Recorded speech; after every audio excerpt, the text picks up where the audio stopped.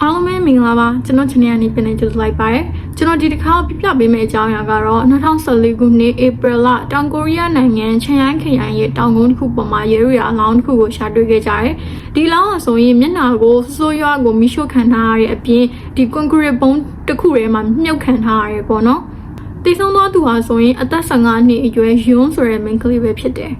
ဒီသတင်းပြန်သွားတဲ့အခါမှာတောင်ကိုရီးယားနိုင်ငံတစ်ခုလုံးကိုသိပ်ပြက်စေခဲ့တယ်။ဘာလို့လဲဆိုတော့ဒီအမှုကဂျပန်နိုင်ငံမှာဖြစ်သွားခဲ့တဲ့ဂျန်ကိုဖရူဒါဆိုတဲ့အမျိုးသမီးလေးရဲ့အမှုကိုပြင်းပြမိကြလို့ပါ။ဒီအပြစ်ကင်းစင်တဲ့မိန်းကလေးကိုရပ်ပေါင်းများစွာနှိပ်စက်ပြီးတော့တပ်ပစ်တာအဲ့ဒီပြင်အလောင်းကိုဖျောက်တာစသဖြင့်နီးလန်းတွေကဆင်တူနေခဲ့လို့ဖြစ်တယ်။2014ခုနှစ်မတ်လ15ရက်နေ့တောင်ကိုရီးယားနိုင်ငံဂင်ဟင်းမြို့ကအသက်15နှစ်အရွယ်ယွန်းဆိုတဲ့ကျောင်းသူလေးဟာဆိုရင်အိမ်ကနေထွက်ပြေးဖို့အတွက်သူဆုံးဖြတ်လိုက်တယ်။အဲ့ဒီအချိန်မှာသူမဟာဒီဆက်ကြောတက်ရွယ်စိတ်ကစားတာတွေရောပြီးတော့အိမ်ကအဆင်မပြေမှုတွေရောကြားထဲမှာလမ်းပြောင်းနေခဲ့သူဖြစ်တယ်။သူဟာဒီ online စာမျက်နှာကနေသစင်အသက်24နှစ်အရွယ် game ဆိုတဲ့မျိုးသားနဲ့တွေ့ဆုံခဲ့တယ်။ယွန်းတော့ game ကသူမကိုနားလည်ပေးမဲ့သူမကိုအိမ်ကနေဝေးရာကိုခေါ်ထုတ်ပေးသွားမဲ့ကဲတင်ရှင်တယောက်လို့ထင်မြင်ခဲ့တယ်။ဒါပေမဲ့သူမမသိခဲ့တာဟာ game ကသူမကိုကဲတင်မဲ့သူမဟုတ်ဘဲနဲ့သူမကိုငရဲတွင်းထဲကိုဆွဲချသွားမဲ့သူဆိုတာပါပဲ။ယုံကအိမ်ကနေထွက်လာပြီးတော့ game နဲ့လိုက်သွားတဲ့အခါမှာသူမထင်ထားတဲ့လွတ်လပ်မှုတွေဘာတစ်ခုမှမရရှိခဲ့ဘူး game နဲ့သူ့ရဲ့တငယ်ချင်းဖြစ်သူအမျိုးသား2ယောက်ကယုံကိုဂင်ဟင်းမျိုးကမော်ဒယ်တစ်ခုအခန်းချင်းတစ်ခုထဲမှာပိတ်လောင်ထားခဲ့တယ်သူတို့ဟာယုံကိုနေစရိတ်စားစရိတ်အတွက်ငွေရှာဆက်တစ်ခုလိုမျိုးစတင်အသုံးချခဲ့တယ်သူတို့ဟာယုံကိုအတင်းအဓမ္မပြည့်တစားလုပ်ခိုင်းခဲ့တယ်အသက်15နှစ်ပဲရှိသေးတဲ့မိန်းကလေးငယ်တစ်ယောက်ကနေတိုင်းအမျိုးသားအများအပြားနဲ့အိတ်ဆက်ဖို့အတွက်ဖိအားပေးခံခဲ့ရတယ်သူမရှာသမျှပတ်စံအားလုံးကိုဂင်နဲ့သူ့အုပ်စုကတင်းယူသွားခဲ့တယ်။ယွန်းကထွက်ပြေးဖို့စ조사ခဲ့ပေမဲ့ရိုက်နှက်ဆုံးမတာတွေဒီချင်းချောက်တာတွေကြောင့်ကြောက်လန့်ပြီးတော့သူတို့ခိုင်းသမျှကိုကောင်းငုံခံခဲ့ရတယ်။ဒီနေရာမှာပိုပြီးထိုးဆန်းတာကဂင်တို့ရဲ့အုပ်စုထဲမှာဒီယွန်းနဲ့တက်တူရွယ်သူမိန်းကလေး3ယောက်ပေါ့နော်ဒီဟီယိုယန်နဲ့အခြားမိန်းကလေး2ဦးပေါ့နော်ဒီတက်တူရွယ်သူမိန်းကလေး3ယောက်ပါဝင်နေခဲ့တယ်။သူတို့ကလည်းယွန်းနီတူအိမ်ကနေပြေးလာတဲ့အိမ်ပြေးတွေပဲဖြစ်ကြတယ်။သူတို့3ယောက်ဟာ game နဲ့အတူပေါင်းပြီးတော့နေကြတယ်။ဒါပေမဲ့သူတို့ကယွန်းကိုချင်းစာပြီးတော့တနာကြမယ့်အစား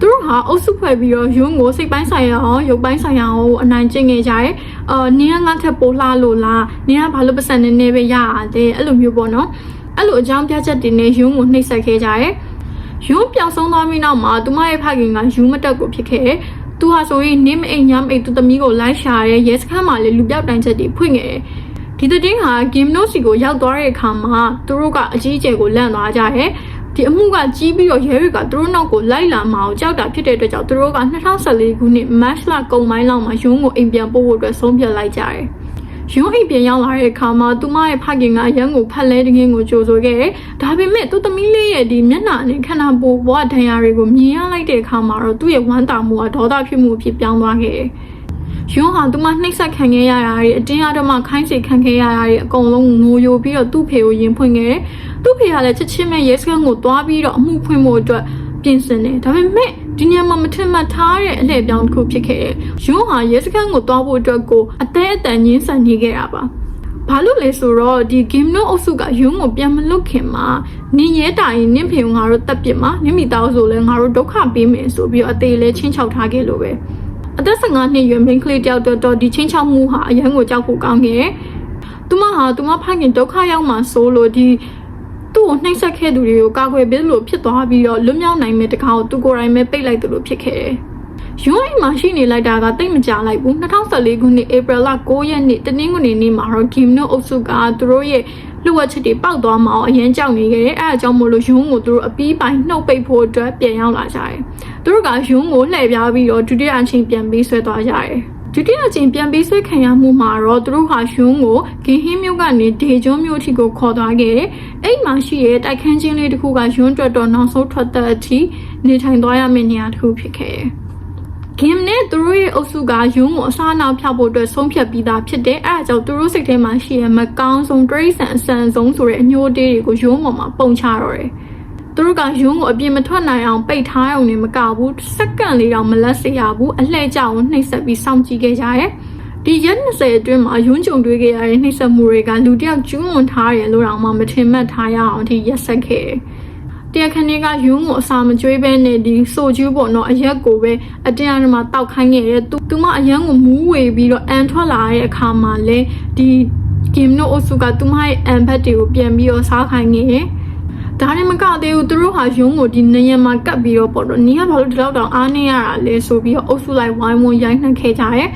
ရုံးရဲ့မျက်နှာနဲ့ခန္ဓာကိုယ်တစ်ခုလုံးကသွေးချင်းချင်းหนีပြီးတော့ရောင်ကိုင်းနေခဲ့ပေမဲ့သူတို့ဟာအလုံးဝကိုအနာမပေးခဲ့ဘူးရုံးနာကျင်လွန်းလို့အရန်ကိုတတိမေ့သွားတဲ့အခါမှာလည်းဒီရုံးရဲ့ခန္ဓာကိုယ်ပေါ်ရေအေးတွေလောင်းချပြီးတော့ရုံးပြန်နိုးလာတဲ့အခါမှာဆက်လက်နှိပ်စက်ခဲ့ကြတယ်ဒီမှုရဲ့ရက်ဆက်ဆုံးအပိုင်းကတော့ဒီရေနွေးပူနဲ့နှိပ်စက်တာပေါ့နော်တရားခံတွေကရေနွေးအိုးဒီစုပွက်နေတဲ့ရေနွေးတွေကိုဒီရုံးရဲ့ခန္ဓာကိုယ်ပေါ်ကိုဓာတ်ရိုက်လောင်းချတယ်ဒီအရေးပြားတွေကွာကျလာတဲ့အထိကိုပြင်းထန်တဲ့မီးလောင်တရားကိုရုံးကခံစားခဲ့ရတယ်သူမဟာအရန်ကိုအော်ဟင်းကိုယူပြီးသူမတက်ကိုချမ်းသာပေးဖို့တောင်းဆိုနေခဲ့ပေမဲ့ဒီအတူပါဝင်နေတဲ့ main ကလေးတွေ၃ယောက်ကလည်းကိုချင်းဆိုင်ရမယ်စာရုံးရဲ့တရားတွေကိုကြည့်ပြီးတော့ရေမောနေခဲ့ကြတယ်သူတို့ကလည်းဒီရုံးကိုဒီ main ကလေးချင်းချင်းပေါ့နော်မလောက်ရစရာနှိမ့်ဆက်မှုတွေကိုကျူးလွန်ခဲ့တယ်ရုံးကလုံးဝကိုလမ်းမလျှောက်နိုင်တော့ဘဲနဲ့တွားသွားရတဲ့အထိကိုဖြစ်သွားခဲ့တယ်။သူမရဲ့ခန္ဓာကိုယ်ကတစားနဲ့ပျက်စီးလာပြီးတော့နှလုံးခုန်တန်းကလည်းတဖြည်းဖြည်းနဲ့အားနည်းလာခဲ့တယ်။ April 10 ရက်နေ့မနက်ခင်းဒီ20ရက်တိုင်ငရဲကမ်းမှာအသက်လူခဲ့ရတဲ့ရုံးကနောက်ဆုံးမှာတော့သူမရဲ့ခန္ဓာကိုယ်ကတရားတွေကိုဆက်လက်ပြီးတော့တောက်မခံနိုင်တော့ဘူး။သူမဟာစာရင်ထဲမှာလည်းအစာမရှိဘူး။ခန္ဓာကိုယ်တစ်ခုလုံးမှာလည်းမီးလောင်တရားနဲ့ဒီအညိုမဲဆွဲရတရားတွေနဲ့အတူနောက်ဆုံးမှာတော့နှလုံးရက်ပြီးတော့တိတ်ဆုံးသွားခဲ့ရတယ်။ဒါပေမဲ့ game နဲ့သူ့ရဲ့အုပ်စုကတော့ရုံးတည်သွားတာကိုမြင်တဲ့အခါမှာနှောင်နှားရတာမျိုးလည်းမရှိဘဲနဲ့ငါတို့တော့အမှုပတ်တော့မယ်ငါတို့ဒီတက်တွေကိုတော့ဖြောက်မှဖြစ်တော့မယ်ဆိုတဲ့အတွေ့ပဲဝင်ခဲ့ကြတယ်သူတို့ဟာဒီတိတ်ဆုံးနေတဲ့ရုံးရဲ့ရုပ်လောင်းကိုကားနောက်ဖုံးတွေကိုထည့်ပြီးတော့အစဖြောက်ဖို့အတွက်ချမ်းရောင်းခရိုင်ကတောင်ကုန်းတစ်ခုပေါ်ကိုမောင်းထွက်ခဲ့ကြတယ်သူတို့ဟာတောင်ကုန်းပေါ်ရောက်တဲ့အခါမှာရုံးကိုဘယ်သူမှမမိစေနိုင်မှုအတွက်အရက်ဆက်ဆုံးကြီးကိုသုံးခဲ့ရတယ်ဒါကတော့သူမရဲ့မျက်နှာကိုတက်စီတွေလောင်းချပြီးတော့မီးရှို့ပစ်လိုက်တာပါဒါဟာလူတယောက်ပေါ်မှာထားရမယ့်နောက်ဆုံးစာနာစိတ်ကိုသူတို့ကိုယ်တိုင်ပြီးတက်ပစ်လိုက်တာပဲအဲ့နောက်မှာသူတို့ကကျင်းတူးပြီးတော့ရုံးရဲ့အယုတ်အလောင်းကိုမြေမြုပ်ခဲ့ကြတယ်ဒါပေမဲ့သူတို့စိတ်ထဲမှာဒီဆက်ပြီးတော့မလုံခြုံမှုတွေရှိနေတော့မယ်ပေါ့နော်ဒီမြေမြုပ်ထားရုံနဲ့ဒီလောင်းကအနံ့တွေထွက်လာရင်လူတွေသိကုန်မှာပဲဆိုတဲ့အတွေ့အကြုံသူတို့ကိုခြောက်လန့်နေခဲ့တယ်ဒါကြောင့်မို့လို့ရန်နေငယ်အကြောင်းမှာသူတို့ကအဲ့နေရာကိုပြန်လာခဲ့ကြတယ်သူတို့မြုပ်ထားတဲ့အလောင်းကိုသူတို့ပြန်ဖော်လိုက်ကြတယ်ဒီတစ်ခါမှာတော့သူတို့ကပို့ပြီးတော့သွေးအေးတဲ့နီကိုသုံးခဲ့ကြတယ်။သူတို့ကပလတ်စတစ်ပုံအကြီးကြီးတစ်လုံးကိုယူလာပြီးတော့အဲ့ဒီထဲကိုရုံးရဲ့ရုပ်လောင်းကိုထည့်လိုက်တယ်။အဲ့နောက်မှာတော့သူတို့အသင်းဖြိုထားတဲ့ကွန်ကရစ်ရေတွေကိုအဲ့ပုံထဲကိုလောင်းထည့်လိုက်တယ်။ဒီလိုလှုပ်ရှားအပြင်အလောင်းရဲ့အပုံနဲ့လည်းထပ်မလာတော့သလိုဘလို့နီးနဲ့မှလည်းအလောင်းကိုပြန်ရှာတွေ့တော့မှမဟုတ်ဘူးလို့သူတို့ကတွေးခဲ့ကြတယ်။ကွန်ကရစ်တွေကမာဝါတဲ့အခါမှာသူတို့ကအဲ့ဘုံကြီးကိုဒီချန်ရိုင်းခရိုင်ဂျွန်ကုတရာအနီးမှာရှိတဲ့တောင်ကုန်းပေါ်မှာဒုတိယအကြိမ်ပြန်လည်မြုပ်ခဲ့တယ်။သူတို့စိတ်ထဲမှာတော့ရုံးဆိုတဲ့ main ကလေးကဒီနေရာမှာပဲထာဝရပျောက်ကွယ်သွားပြီးလို့ယုံကြည်နေခဲ့ကြတယ်။အလောင်းကိုဖျောက်ပြီးနောက်မှာ game နဲ့သူတို့အုပ်စုကဒီဘာမှမဖြစ်ခဲ့တယ်လို့မျိုးပဲအတူတူဒီထမင်းစားရဲ့ပါတီပွဲတွေကိုလုပ်ပြီးတော့အောင်ပွဲခံနေခဲ့ကြတယ်။သူတို့ကိုသူတို့ဥပဒေတဲ့အထက်မှာရှိရလို့ထင်မှတ်နေကြဖို့မဲ့ဒါပေမဲ့သူတို့မှာပြဿနာတစ်ခုရှိသေးတယ်။အဲ့ဒါကဒီပတ်စံပေါ့နော်။အိမ်ပြေးဘဝနဲ့ပုံချောင်နေရတဲ့သူတို့အတွက်ကလည်းဒီနေ့စဉ်စားစိတ်နဲ့ပျော်ပါဖို့ပတ်စံကအရေးတကြီးလိုတယ်။သူတို့ကရုံးကိုလည်းဒီတုံးပြီးတော့ငွေရှာခဲ့တယ်လို့မျိုးနောက်ထပ်နီးလန်းကိုရှာဖွေကြတယ်ဒီတစ်ခါမှာတော့သူတို့ရဲ့ပြစ်မှတ်က main ကလေးငယ်တယောက်မဟုတ်တော့ဘူးအသက်48နှစ်အရွယ်အမျိုးသားတူဖြစ်တဲ့ဒီ Kim ပေါ့နော်သူ့နာမည်ကလည်း Kim ပဲပေါ့နော်သူတို့ဟာဒီအမျိုးသားစီကနေငွေမြောက်များညှင့်ထုတ်ဖို့အတွက်အစီအစဉ်ဆွဲခဲ့ကြတယ်2014ခုနှစ်ဧပြီလလယ်ပိုင်းမှာတရားခံတွေကဒေဂျုံမြန်မာအမျိုးသားနဲ့ဆုံခဲ့ကြတယ်သူတို့ဟာဒီသူတို့နဲ့ပါလာတဲ့ကောင်မလေးတွေပေါ့နော် main ကလေးတွေကိုအသုံးချပြီးတော့ဒီပြည့်တစားအမှုနဲ့ပတ်သက်အောင်လို့လှည့်ပြခဲ့တယ်။အဲ့နောက်မှာသူတို့ကဒီတခြားဒီလူကြီးပိုင်းကအမျိုးသားတွေပေါ့နော်သူတို့နဲ့ကြံရပါတွေကိုခေါ်ပြီးတော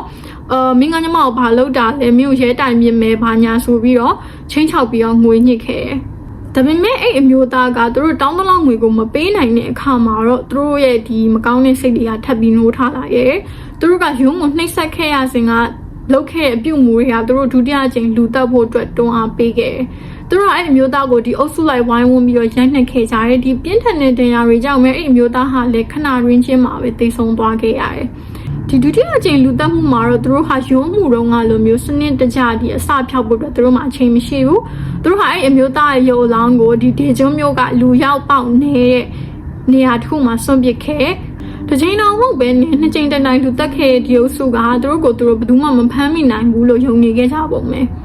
ဒါပေမဲ့ဒီမှုကသူတို့ရဲ့ညီကုန်းရဲ့အစပဲဖြစ်တယ်ပေါ့နော်ဒီကျွန်းရဲတစ်ဖွဲ့ကဒီမျိုးသားရဲ့အလောင်းကိုရှာတွေ့ခဲ့တယ်အဲ့နောက်မှာဒီဆောင်လန်းစစ်ဆေးမှုတွေကိုအချိန်ဟုန်နဲ့သူတို့စလုပ်ခဲ့ဒီဖုန်းမှတ်တမ်းတွေ CCTV မှတ်တမ်းတွေကနေတဆင့်ရဲတွေကဒီအုပ်စုနောက်ကိုတဖြည်းဖြည်းလိုက်ခဲ့ရဲအနှဲငွေအတွင်းမှာပဲရဲတွေကဒီတရက်ခန့်တွေကိုတယောက်ပြီးတယောက်ဖမ်းမိနိုင်ခဲ့အစာပိုင်းမှာတော့သူတို့ကဒီမျိုးသားကိုတတ်တဲ့လူတက်မှုအတွက်ပဲဖမ်းခံရတာလို့ထင်ခဲ့ကြတယ်ဒါပေမဲ့ဒီရဲတွေရဲ့တင်းကျပ်တဲ့စစ်ဆေးမင်းမြတ်မှုတွေအောက်မှာဒီတရက်ခန့်တွေဟာတယောက်ကသူတို့မခံနိုင်တော့ဘဲနဲ့ဒီလှုပ်ဝက်ချက်ကြီးကိုထုတ်ဖော်လိုက်တော့တယ်အဲ့တယောက်ကဘာပြောလဲဆိုရင်ကျွန်တော်တို့ဟာဒီကျောင်းသူလေးတယောက်ကိုတတ်ပြီးတော့ကွန်ကရစ်လောင်းမြုပ်ခဲ့ပါသေးတယ်လို့ပြောခဲ့ဒီစကားတစ်ခုဟာတောင်ကိုရီးယားနိုင်ငံတနိုင်ငံလုံးကိုခြောက်ခြားစေမယ်အမှုအဖြစ်စတင်ခဲ့ဒီလိုနဲ့ပဲ2014ခုနှစ်ဧပြီလကုန်ပိုင်းမှာရဲတပ်ဖွဲ့ဝင်တွေကဒီတရက်ခန့်နေပြတဲ့ဒီချမ်းခရိုင်ကတောင်ကုန်းတစ်ခုပေါ်ကိုသူတို့တွားရောက်ခဲ့အဲ့ဒီအချိန်မှာရဲတွေကမြေကြီးကိုတူးလိုက်တဲ့အခါမှာဒီတရက်ခန့်နေပြောတဲ့အတိုင်းပဲဒီကွန်ကရစ်လောင်းထားတဲ့ပလတ်စတစ်ပုံကြီးကိုရှာတွေ့ခဲ့တဲ့အဲ့ဒီပုံကိုခွဲထုတ်လိုက်တဲ့အချိန်မှာတော့ရပောင်းများစွာပျောက်ဆုံးနေတဲ့အကြောင်းတူလေးယွန်းကိုရှာတွေ့ခဲ့သူမရဲ့မျက်နှာကဒီမီးရှို့ခံထားလို့မှတ်မိဖို့ခက်ခဲနေပေမဲ့ဒီ DNA စစ်ဆေးချက်အရယွန်းဖြစ်ပါတယ်ဆိုတာကိုအတည်ပြုနိုင်ခဲ့တရားစီရင်မှုစတဲ့အခါမှာတော့တရားခံတွေရဲ့ထွက်ဆိုချက်ကလူထုကိုပို့ပြီးတော့ဒေါသထွက်စေခဲ့သူတို့ကယွန်းကိုနှိပ်စက်တဲ့နီလန်းကိုအသေးစိတ်ကိုပြောပြခဲ့အစိုးရဆုံးကတော့ဒီအတူပါဝင်ခဲ့တဲ့ main ကလေး3ယောက်ပေါ့နော်သူတို့ကယွန်းကိုနှိပ်စက်နေချိန်မှာဘာမှမဖြစ်သလိုမျိုးဘေးကနေကြည့်နေသလိုချိုးနှိပ်စက်မှုတွေမှာလည်းသူတို့ကိုယ်တိုင်ပါဝင်ပါတယ်လို့ဝန်ခံခဲ့ကြတယ်ဒီတရခန့်အဓိကတရခန့်ဖြစ်သူ game ကတော့ဒီသူကမွေးစေသုံးဆွဲထားလို့သူဘာမှမသိပါဘူးလို့စင်ကြေပေးဖို့အတွက်စ조사ခဲ့ဒါပေမဲ့ရဲတွေတွေ့ရှိခဲ့တဲ့ဗီဒီယိုမှတ်တမ်းတွေနဲ့တခြားသက်သေတွေမှာသူတို့ဟာဒီကိစ္စကိုသူတို့သတိရှိစွာနဲ့ပဲသွေးအေးနဲ့လုပ်ခဲ့တာဆိုတာဖြစ်ကြောင်းသက်သေပြနိုင်ခဲ့2015ခုနှစ်မှာတော့နောက်ဆုံးတရားစီရင်ချက်ကိုချမှတ်ခဲ့ဒီအဓိကတရခန့်အမျိုးသား2ဦးပေါ့နော် game နဲ့သူ့ရဲ့အပေါင်းပါတယောက်သူတို့ကိုတော့ဒီလူတက်မှုပြန်ပေးဆွဲမှုနဲ့နှိပ်စက်မှုတွေကြောင့်ထောင်ဒဏ်တစ်သက်တကြွချမှတ်ခဲ့ကျန်ရှိတဲ့အမျိုးသားတယောက်ကိုတော့ထောင်ဒဏ်35နှစ်ချမှတ်ခဲ့ဒီစကြောတက်ရွယ်မိန်းကလေး3ဦးပေါ့နော်ဒီနေရာမှာတော့လူလူရဲ့ကန့်ကွက်မှုအကြီးအကျယ်ဖြစ်ခဲ့သူတို့ဟာဒီအသက်မပြည့်သေးဘူးဆိုရယ် Juvenile Act ပေါ့နော်လူငယ်ဥပဒေအရသူတို့ကိုထောင်ဒဏ်6နှစ်ကနေ9နှစ်အတွင်းမှာချမှတ်ခွင့်ရှိရပေါ့နော်အဲ့တော့ကိုရီးယားပြည်သူတွေကနေပြီးတော့ဒီမိန်းကလေး3ယောက်ဟာလူတက်မှုမှာဓာတ်ရိုက်ပါဝင်နေခဲ့တာဖြစ်တဲ့အတွက်ကြောင့်လို့ဒီလောက်ပြစ်ဒဏ်နေတာကိုလက်မခံနိုင်မင်းနဲ့ဥပဒေကိုပြင်ဆင်ဖို့အတွက်လည်းတောင်းဆိုခဲ့ကြတယ်။အခုချိန်မှာတော့တရားခံတွေကထောင်နိုင်ငံနေနောက်ကိုရောက်သွားပြီးဆိုပေမဲ့ဒီမှုဝချန်ခဲ့တဲ့အမာယူကတော့တောင်ကိုရီးယားလူဖွဲ့စည်းမှဒီနေ့ထိကျန်းရှိနေဆဲပဲပေါ့နော်အထူးသဖြင့်ဒီရုံးရဖခင်အတွက်တော့နေ့ရက်တိုင်းဟာငရဲလိုပါပဲငါသာအဲ့ဒီနေ့ကရဲတွေကိုတိုင်ခဲ့မယ်ဆိုရင်ငါသာအတင်းအဓမ္မရဲစခန်းကိုခေါ်သွားခဲ့မယ်ဆိုရင်ငါသမီးလေးဒီလိုဖြစ်မှာမဟုတ်ဘူးငါသမီးရဲ့ကြောက်ရွံ့မှုကိုငါပို့ပြီးတော့နားလည်ပေးနိုင်ခဲ့မယ်ဆိုရင်ဆိုရဲနောင်သားတွေဟာသူ့ရဲ့ကြံရှိနေတဲ့ဘဝတစ်လျှောက်လုံးကိုကြောင်းလန့်နေတော့မှာပါရုံးရဲ့ဇလန်ဟာဒီအိမ်ပြေးလူငယ်တွေအတွက်တော့ဒီအကာအကွယ်မဲ့မှုကိုမိမောင်းထိုးပြလိုက်တယ်လို့ပါပဲအိမ်ကနေထွက်လာတဲ့လူငယ်တွေဟာလမ်းမပေါ်မှာလူကောင်းနဲ့တွေ့ဖို့ထက်သူတို့ကိုကူညီမဲ့သူနဲ့တွေ့ဖို့ထက်သူတို့ကိုအလွဲသုံးစားလုံးမဲ့သူနဲ့တွေ့မဲ့ကကြမှာဟာပို့ပြီးတော့နှီးဆက်ပါတယ်ဒါဆိုတော့ကျွန်တော်ဒီမှုလေးဒီလောက်နဲ့ပဲဆုံးသက်လိုက်ပါတော့မယ်နောက်ထပ်မြင်တဲ့သူတွေအားလုံးကိုလည်းကျွန်တော်ကျေးဇူးတင်ပါတယ်နောက်ထပ်စိတ်ဝင်စားဖို့ရမှုကင်းတွေတော့လည်းကျွန်တော်ရဲ့ channel လေးကို like and subscribe လုပ်ဖို့လည်းမမေ့ပါနဲ့အောင်နော်အားလုံးမြင်တတ်တာ